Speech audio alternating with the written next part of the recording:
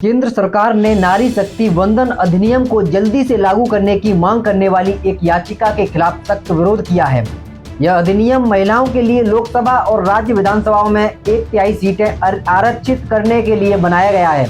याचिका में कहा गया है कि जनगणना और परिसीमन को महिला आरक्षण लागू करने की पूर्व शर्त के तौर पर थोपना संविधान की मौलिक संरचना का अतिक्रमण है।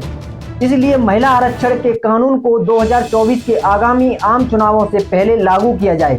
इसका विरोध करते हुए सरकार ने दलील दी कि यह संवैधानिक संशोधन कैसे संविधान की मूल संरचना का उल्लंघन करता है। याचिका में इसका कोई आधार नहीं बताया गया है।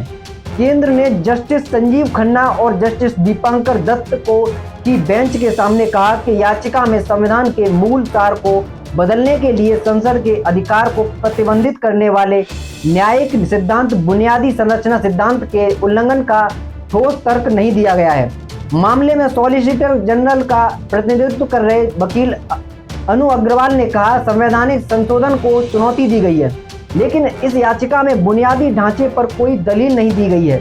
पीठ ने मुद्दे की गंभीरता को स्वीकार करते हुए कांग्रेस नेता जया ठाकुर की जनहित याचिका PIL पर आपत्तियों को संबोधित करते हुए सरकार से एक विस्तृत हलफनामा देने को कहा है।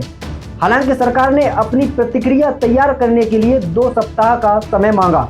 वहीं याचिकाकर्ता के वकील विकास सिंह ने आगामी लोकसभा चुनावों का हवाला देते हुए मामले को जल्दी निपटाने पर जोर दिया।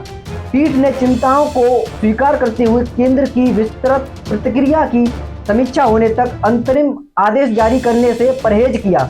2 जजों की बेंच ने कहा, हम आज अंतरिम आदेश के बारे में कुछ नहीं कहना चाहते, पहले जवाब आने दीजिए। अदालत ने सरकार को अपना जवाब तैयार करने की अनुमति देने के लिए मामले को 3 सप्ताह के लिए स्थगित कर दिया। जब वकील प्रशांत भूषण ने कहा कि वो इस मुद्दे पर एक याचिका दायर करना चाहते हैं, तो पीठ ने उनसे कहा कि उनकी याचिका एक नया मामला होने के कारण केवल प्रधान न्यायाधीश DY चंद्रचूड़ की पीठ को ही सौंपा जा सकता है। अदालत इस मामले की सुनवाई अब 3 सप्ताह बाद करेगी। उच्चतम न्यायालय ने 3 नवंबर 2023 को कहा था कि महिला आरक्षण कानून के उस हिस्से को रद्द करना अदालत के लिए बहुत मुश्किल होगा जो कहता है कि इस जनगणना के बाद लागू किया जाएगा। यह कानूनी झगड़ा 1973 के ऐतिहासिक केशवानंद भारती केस के फैसले की पृष्ठभूमि में सामने आया है, जिसने बुनियादी संरचना सिद्धांत की स्थापना की थी। इस ऐतिहासिक फैसले ने पुष्टि की कि हालांकि संसद के पास संविधान में संशोधन करने की शक्ति है, लेकिन वह इसके अंतर्निहित सिद्धांतों से छेड़छाड़ नहीं कर सकती है। यह एक ऐसा सिद्धांत है जो सत्ता के संवैधानिक संतुलन को बनाए रखने और यह सुनिश्चित करने में महत्वपूर्ण रहा है कि मूल लोकतांत्रिक मूल्यों को संरक्षित रखा जाए।